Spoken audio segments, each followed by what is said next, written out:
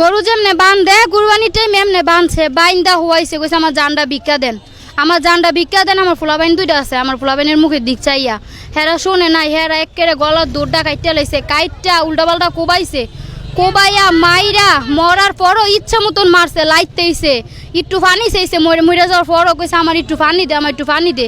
পরে মুহের মধ্যে মুইতে দিছে। এটি কি মানুষ? এগুলা কি মানুষের কাজ? আমি বিচার চাই। আমরা আসতে নিছে, আমাদেরকে আসতে দেয় নাই কে?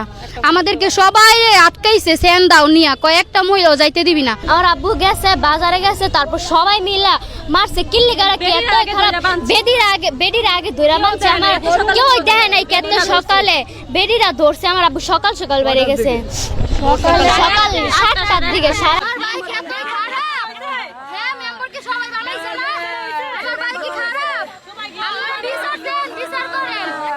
আগে উঠনি ওই নিশা মিশা ভালো হয়ে গেছে, মেম্বার হওয়ার পর আর কিচ্ছু হয়ে বছর হবে না।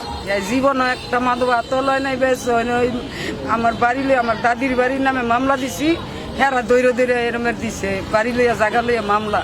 এই মামলার কারণে হের মাই দেখাই তো বড় ছেলে, হেরে খালি মামলা দি। বাবুর সাথে ছবি ভাইলো কি ভাইছে আগে, বাবুর সাথে ছবি, বাবু যদি কামাই করতো তো বাবু 1.5 কেজি হিরন দিয়ে চালান করছে অফিসে তো দিবে। এই যে ইয়ার অফিসেতে মেম্বারের অফিস করে না, এই অফিসেতে চেয়ারম্যানের সামনে 2 রাইনাতে 1.5 কেজি হিরন দিয়ে চালান করছে, বাবুর লোকে লাগাইছে। বাবুর লোকে দেলোয়ারে লোক গণবিধান তো মারা নাই। আমরা গিয়ে দিই চাকুর মাঝে রক্ত, মানুষের হাতে রক্ত, মানুষের ভাও রক্ত, দূরের মধ্যে বারাদা ধইরা কানা গলা কানা করে লইছে। আমরা নিয়া গিয়া দেখা ঠিক জানে না, মামলা লয় না।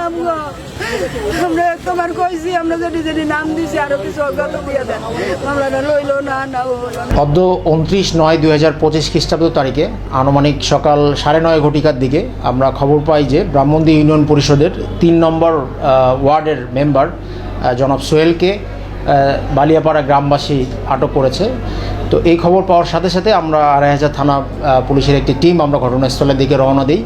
আমাদের থানা থেকে ঘটনাস্থলে যেতে 15-20 মিনিটের মতো সময় লাগে। তো আমরা যে সোহেল মেম্বারের মৃতদেহ সেখানে দেখতে পাই এবং আমরা জানতে পারি যে গণপিটুনিতে সে নিহত হয়েছে।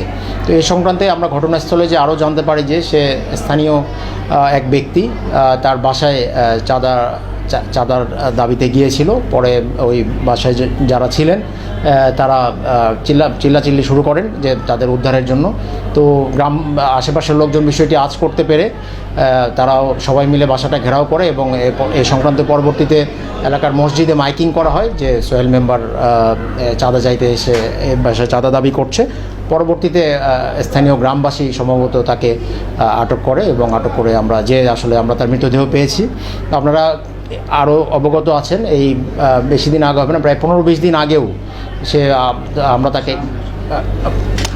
15-20 দিন আগেও আমরা তাকে তার বাসাবাড়িতে অগ্নিসংযোগ করা হয়। স্থানীয় গ্রামবাসী করেছিল, কারণ সে এলাকার মানুষজনের মধ্যে একটা ত্রাসের রাজত্ব সৃষ্টি করেছিল। এবং আপনারা এটাও অবগত আছেন তার বিরুদ্ধে মাদক, চাঁদাবাজি, অস্ত্র আইনে সহ প্রায় 8 থেকে 10টির মতো মামলা আমাদের থানায় আছে।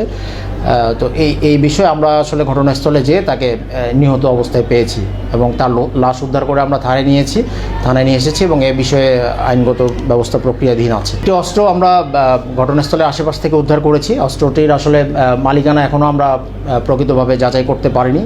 তো আমরা অস্ত্রটার মালিকানা যাচাই করে বা যেহেতু পরিত্যক্ত অবস্থায় পাওয়া গিয়েছে ঘটনাস্থলের আশেপাশ থেকে, এ বিষয়ে পরবর্তীতে আপনাদেরকে বিস্তারিত জানাতে পারবো।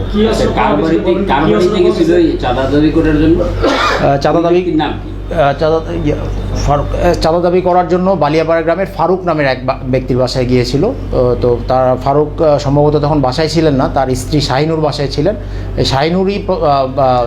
শাহিনুরই চিল্লাচিল্লি শুরু করেন প্রথমে এবং তার চিল্লাচিল্লিতেই আশেপাশের লোকজন এসে বাসাটা ঘেরাও করে, আমরা যতদূর জানতে পারি। আমরাও ঘটনাস্থলে গিয়েছিলাম, আপনারা দেখেছেন, আপনারাও গিয়েছিলেন ঘটনাস্থলে। আমরা যতদূর শুনেছি আপনারাও দেখেছেন আর কি। আমরাও যতদূর জানি সে চাঁদার দাবিতেই ওই বাসায় গিয়েছিল এবং যখন সে চাঁদা এক্সট্রিম পর্যায়ে দাবি করে তখন এলাকাবাসী তাকে ঘেরাও করে আর কি। আর এ সংক্রান্ত অভিযোগ তার বিরুদ্ধে আগেও রয়েছে। সে আগেও এলাকায় যে কোনো বিষয়ে চাঁদাবাজ হিসেবে তার এলাকায় মানে পরিচিতি রয়েছে এবং সে আগেও এই সংক্রান্ত ঘটনা ঘটিয়েছে। চাইনিজ একটা বিদেশি অস্ত্র আর কি, রিভলভার আমরা পেয়েছি, বিদেশি অস্ত্র পেয়েছি। অস্ত্রটার ডিটেলস আপনাদেরকে একটু আমরা আরও একটু যাচাই করে পরে আমরা জানাবো আপনাদেরকে। এটা আসলে আমরা ঘটনাস্থলের আশেপাশ থেকে পেয়েছি, যেহেতু একেবারে তার পসেশন থেকে আমরা পাই নাই, তো এখনই আমরা একেবারে নিশ্চিত করে বলতে পারতেছি না যে অস্ত্রটা তারই, বাট আমরা ঘটনাস্থলের আশেপাশ থেকেই পেয়েছি। আমরা পরবর্তীতে এই সংক্রান্তে আপনাদেরকে আরও ডিটেলস জানাতে পারবো।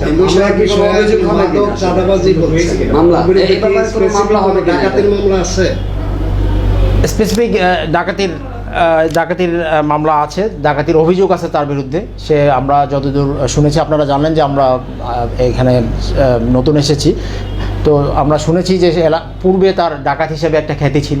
মাদক, অস্ত্র, চাঁদাবাজি এবং ডাকাতি সহ প্রায় 8 থেকে 10টি মামলা আমাদের 2500 থানায়, এবং আমি যতদূর জানি সোনারগাঁ বা আশেপাশের কয়েকটি থানায়ও তার বিরুদ্ধে কয়েকটি মামলা আছে।